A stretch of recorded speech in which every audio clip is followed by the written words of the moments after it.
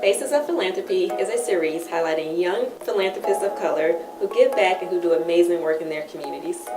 Our goal is to debunk the stigma that you have to be of a certain social status to be a philanthropist, but you truly just have to have a heart for others. This is Faces of Philanthropy.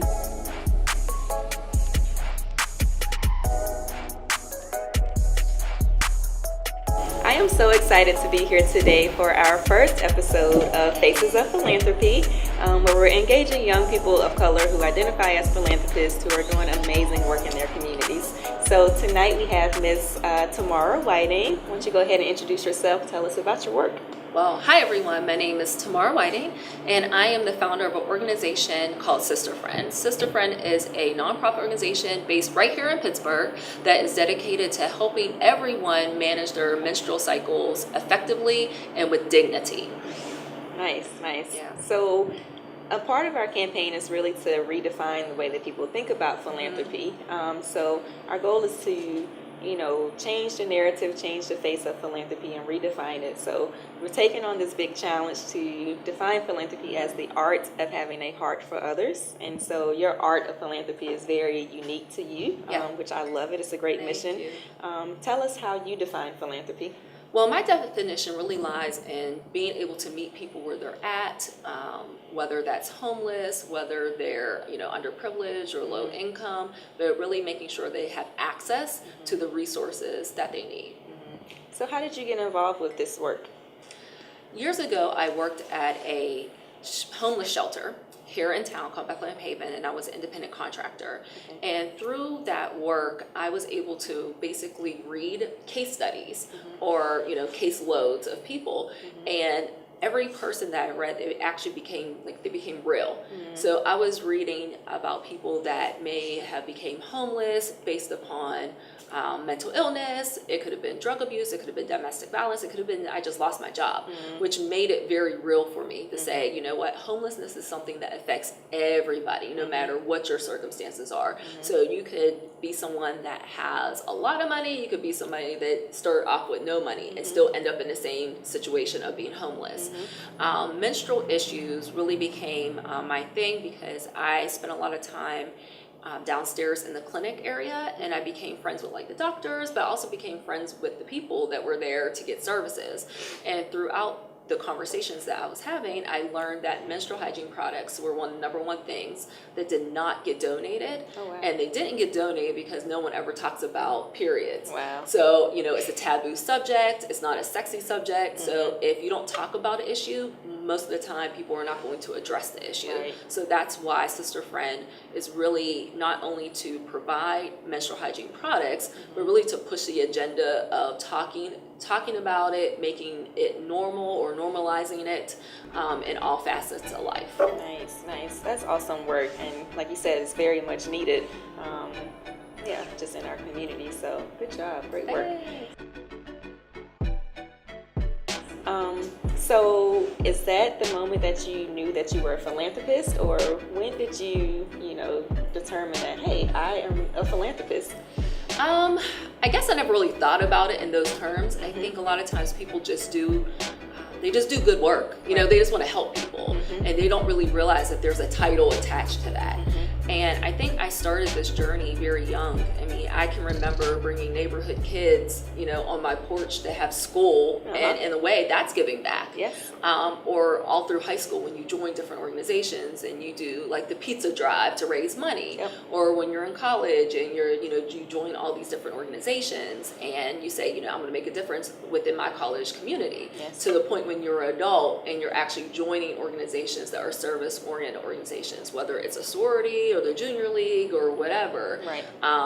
I could think back, I was Girl Scout in elementary school, so it could have started there. So I think that all of those experiences have led up to the point where I felt comfortable enough to start my own organization and really say that I wanted to personally leave a legacy. I just didn't want to do the work for someone else. I actually wanted to create something and tackle an issue that I felt was important to myself. Right. Awesome. And I think that's the story of many, young people of color. We're groomed to do community engagement. Think about church. Exactly. You grow up Yep. in these environments that lends itself to giving back. Yes, it's just in our culture, it's in our blood. This is what we do. Yep. And so this is beautiful. You know, our whole purpose is to capture these narratives of people who give back on a regular basis, and this is just what we do. It's just what nothing we new do. for us. But like you said, having this new identity of I am a philanthropist, I think is really important for us to kind of embrace those powers that we have. So awesome. So if people want to learn more about your work or want to get engaged, how can they do so? Well, they can go to our website, which is www.sisterfriend.org. And on the website, it has forms to fill out as far as if you would like to volunteer with us in different categories. It also has a list of supplies that we have that we need. Okay. So sanitary napkins, so pads and tampons. We accept new bras and panties as long as they have the tag on it. Okay, nice. And we also accept money, which is awesome because with that money we're able to run our programs, and we're also able to actually buy the supplies through a wholesaler, which sometimes just makes it, we can stretch the money further than if someone just went to their neighborhood drugstore. We work with everyone.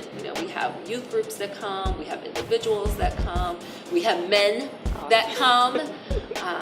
So sometimes people think when you're dealing with menstrual cycles that men don't participate, and we get a lot of support from men because you know what? They have wives, they have sisters, they have mothers, they have daughters, so it's an issue that touches everyone. Awesome.